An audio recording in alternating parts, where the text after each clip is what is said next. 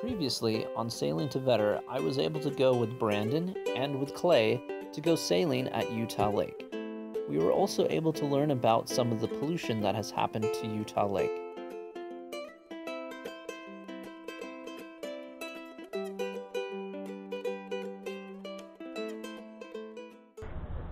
Hey guys, so last time on Sailing to Vetter, we had a couple repairs that needed to be done because when we went sailing, a bolt came off of the mast and the sail ripped, and we had a really crazy time trying to get the boat back onto the trailer. But because of that, the boat, it's not sitting right on the trailer. So today I'm going to lift the boat up and I'm going to adjust it so that it'll be right on the trailer. And my hope is with the new trailer hitch that it'll be able to, when I put it back on the trailer, when I go out on the lake and then come back, put it on the trailer, it'll go on just right. I have right here, there's some, I meant to sand this and make it smooth, and I have a little bit of sandpaper. I'm going to sand it again, but I need to paint that, so I'm going to go open a can of paint and paint it. Okay guys, you may have noticed that this can of paint is not boat paint. It is just regular house paint. I'm doing this just because I need some paint on the boat. Later I'll go back and I'll put some real boat paint on. This is kind of the ghetto sailing. Ghetto sailing repair. Ghetto sailing. But I'm gonna mix this up. This is the color. Well, this is the actual paint that I used on the boat earlier, and it's worked so far. It works great. And one day I'll get real paint on the boat. But this is actually a paint that my wife and we were planning on painting the inside of our house, but then we looked at it and we're like, we don't like it. After we painted a bunch on the wall, so I had this whole can of paint really that use to paint. And so I was like, I might as well paint the boat with it. So that's what I'm doing. I'm just going to leave that covered right now because I'm going to sand the boat a little bit more to smooth it out, and then I will paint it with this really ghetto paintbrush. Okay. So I'm sanding this because honestly I painted this whole thing here with this paint, and then there was just a little bit that was peeling off and it just wasn't looking good, and so I wanted to smooth it out, so I sanded some of this off so it would look better, and I was planning on painting it again. I just didn't get around to it. So I'm finally getting around to it.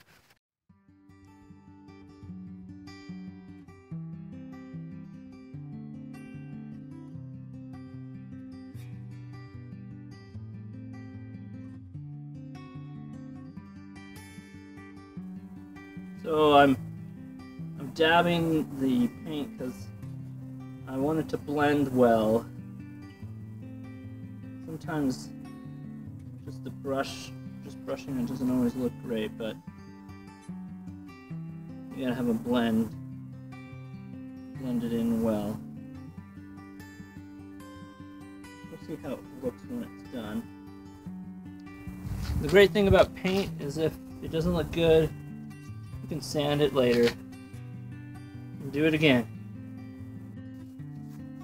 Fortunately, it's kind of warm outside, so the paint's drying super quick, so I can see how it looks.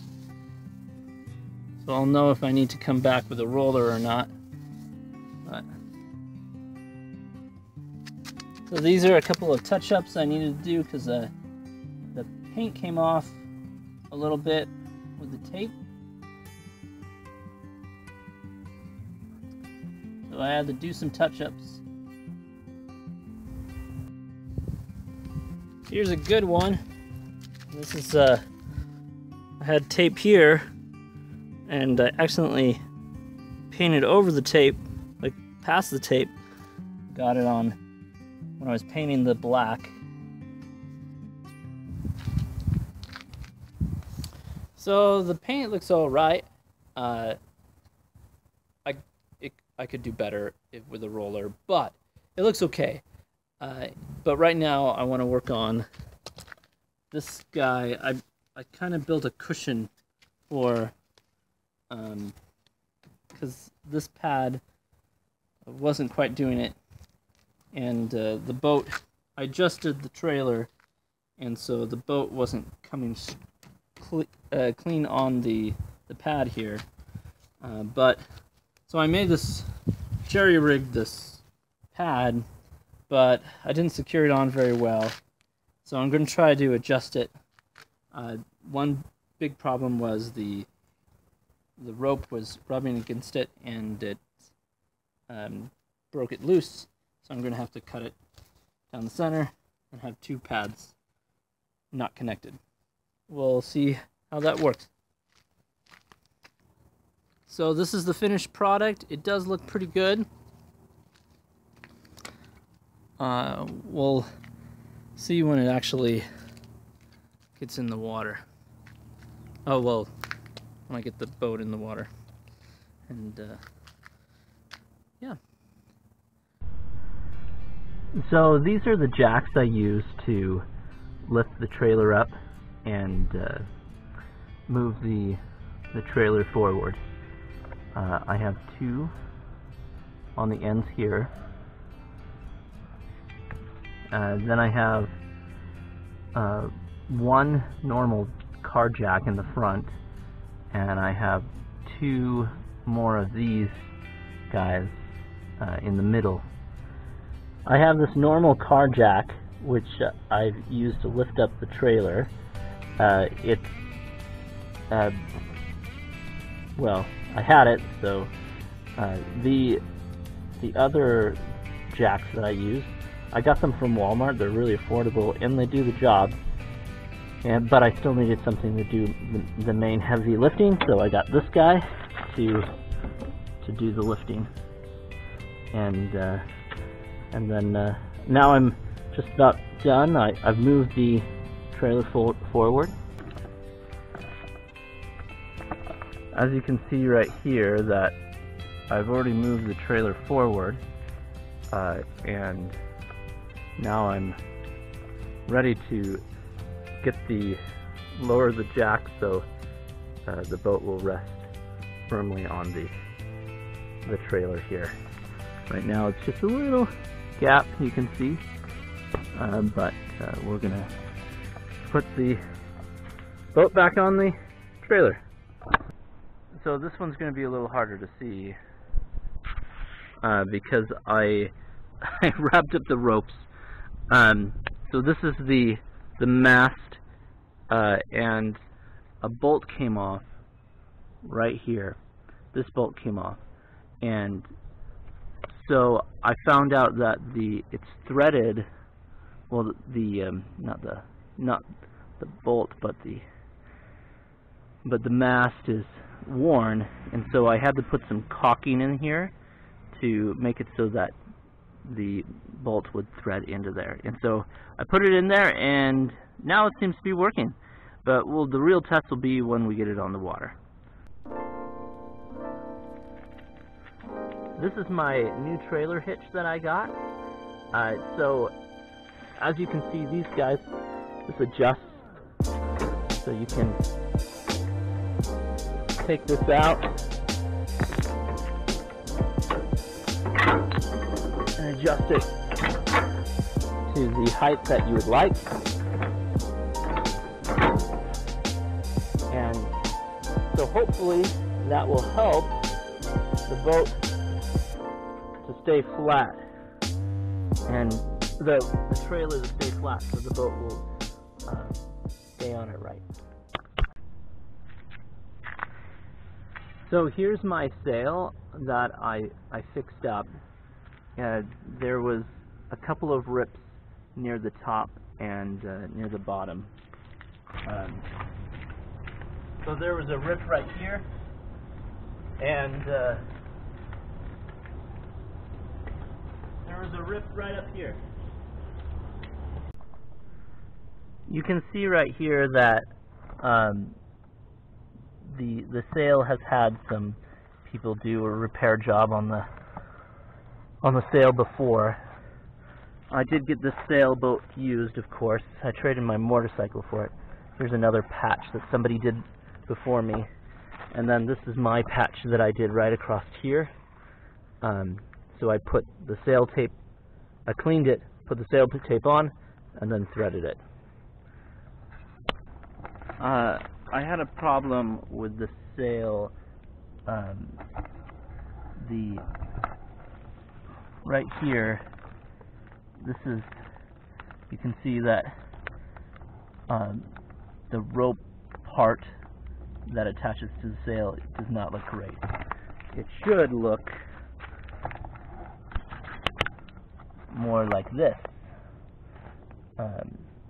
but it's really frayed right here, and so I don't know if you can tell, but I took some of the needles and thread, and I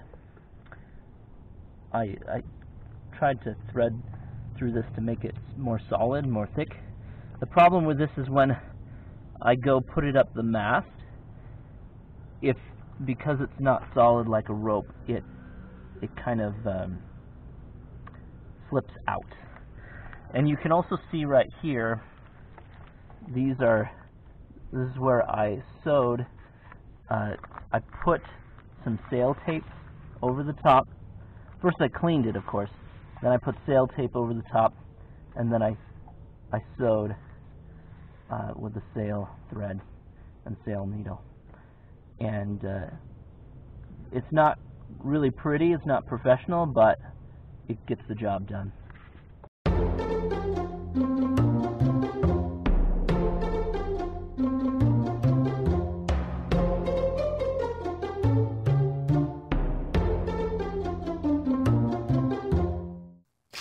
So I want to talk a little bit about why I need a new motor.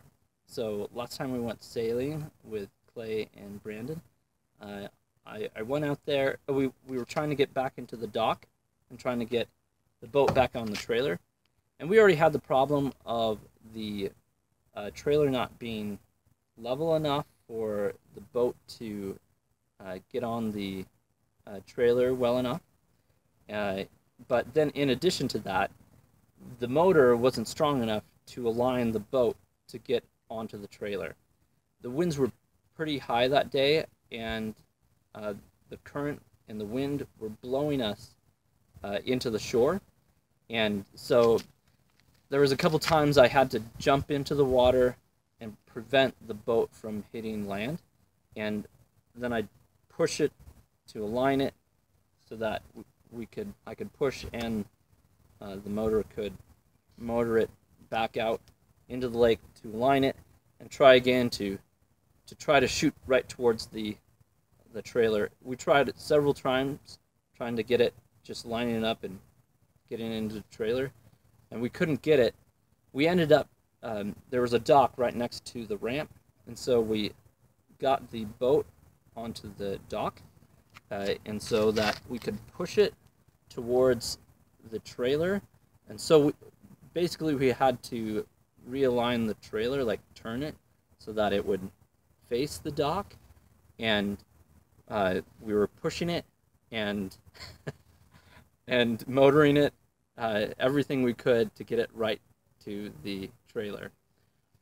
In addition to that, it was crazy because Clay got in my car to try to align the trailer to get into to line up with the dock, but he knows how to drive a clutch, but he stalled it.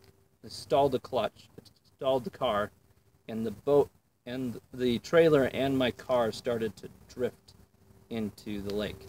I almost lost the car and the trailer, but Clay stopped the car just in time, and then I went and got in the car and I pulled it out, and thankfully it survived. The back of the car got all wet though, like inside, so it got in pretty deep. But anyways, it was a trial, and most of that, if not all of that, could have been resolved if we had a more powerful motor.